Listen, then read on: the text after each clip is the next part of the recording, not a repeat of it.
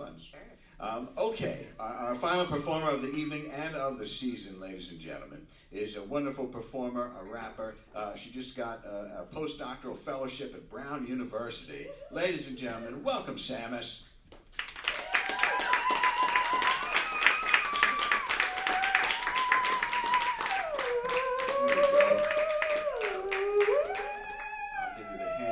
First, grab a mic. Thanks, everybody. Sammus, how are you? Can I be honest with you? Yes. So, somebody on this stage yeah. may or may not have been talking shit about Philadelphia while I was sitting right next to them, working on my dissertation. Uh-oh. I won't name names. Uh-oh. But it definitely set the tone for the evening. Whoa. You know, I'm doing great. How are all of you doing? Good? Good. That's good. It's good to see y'all up here. Yes. so nice. You drove up from Philly. I did. Your adopted city. Yes. Great place. Well, yeah, it's okay. You know, we grew up near there too, so, you know, we've been there. I'm glad you like it. Let's put it that way. Okay. The shade continues. No, it's wonderful. It's come up a lot. Wow. Anyhow. You're just laying it on. I'm not even from Philly, and I feel like I have to stand up for Philly. Well, you see what I have here? Philly tarot cards. Oh, that's beautiful. So you got Ben Franklin, you got Philly Fanatic, all those kind of things. So I honor the Philadelphia spirit in all ways every day of my life. But now, congratulations, you just finished your dissertation. Just about. I actually was working on it in the corner, some edits.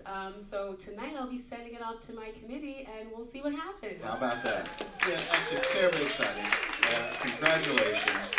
It's a big deal. And what is the idea of the thing? Oh gosh. I go on tour a lot, and people will ask me about my dissertation quite a bit because I complain about it so much. You don't have to talk about it. But it's, if I can say it in a sentence, it's about the politics of community recording spaces. Interesting. Yes. Interesting. Yeah. Places where people can go and to express themselves. Yes, exactly. Yes. Yeah. Exactly. That's wonderful to do, and you're doing it while also touring all the time. Mm-hmm. And you're on this show, The New Negroes, as well. Yes. Featured on that, which is on Comedy Central. And my question to you is, how are you managing all of that? Do you have some kind of self-care routine? No. No.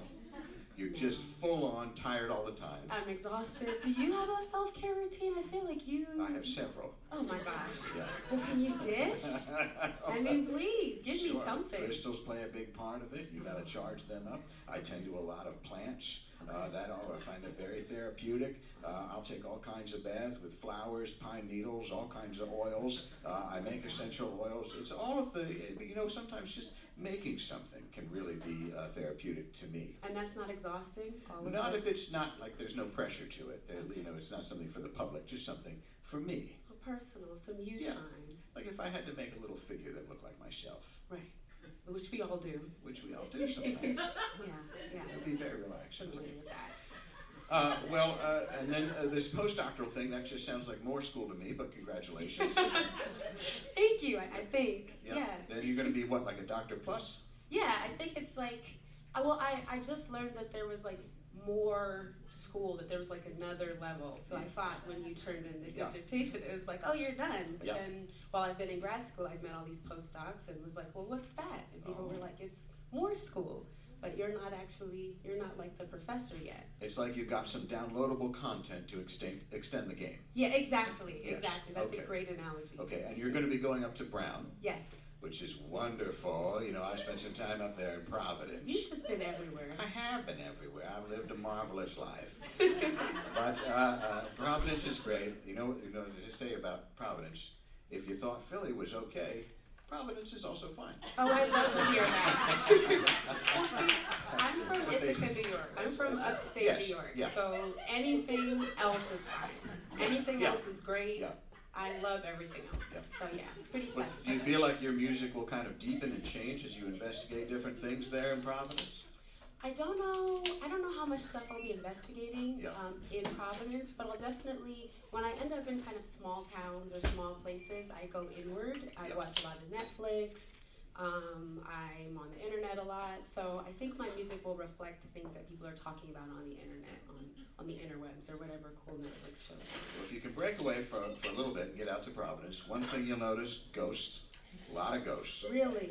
A lot of ghosts. That was not in my brochure. Well, wait, yeah, you'll hear it. You'll hear the carriage going down Benefit Street, and you think, what is that?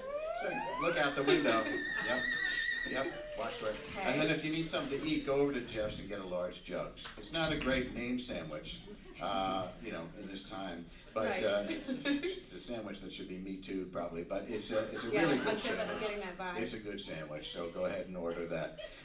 But growing up in Ithaca, it strikes me, I don't know a lot about it, but it seems like it's kind of a nerdy place, cold, and yes. a lot of people indoors, as you said, retreating inside, doing things. You were a little bit nerdy growing up? Yeah, I was super nerdy growing up. So my parents my mom's from Western Africa and my dad's from Central Africa. And so we lived in this town, and so I felt like an alien all the time. There weren't a lot of like African folks there. So me and my brothers, we just like made up our own universes. I played a lot of video games. I didn't go outside. It was great. Yeah. And specifically the one Metroid played a part, and that's where you get the alter ego of Sammus. Yes. Right? And you sometimes perform with a appendage. Yeah, with my trusty arm cannon. Oh, you brought it with you. Okay. Today. So you got the arm cannon. Yeah. And that video really spoke to you in some way. I've never played it. Is it just an adventure kind of a thing? Well, yeah, but then there's this amazing plot twist. So, as a kid playing this was on like the original Nintendo, just a couple buttons. I was playing it with my brother, and in the game, the main character's in this armor suit. You can't tell what they look like. When they get to the end of the game, the armor suit comes off, and you learn that this character is a woman. And there were not like playable women characters at that time. It was like Daisy, that you could save over and over again, and then she would leave. So like I was so excited to have a character, and the fact that she was like such a badass, like that really empowered me, and I felt like I too can be an intergalactic bounty hunter someday, which I've become. So it's really exciting. That's full circle. That's pretty great. I love it. And I was listening to a lot of the songs and everything, and one of the songs you have is talking about having heroes, and specifically for black girls. Yes. Growing up, there weren't a lot. Has that changed a little bit now, do you think? Yeah, I think so. I mean, so I saw Black Panther. I was on tour in the UK with a tour mate of mine who kind of brought me into the like nerd hip hop fold.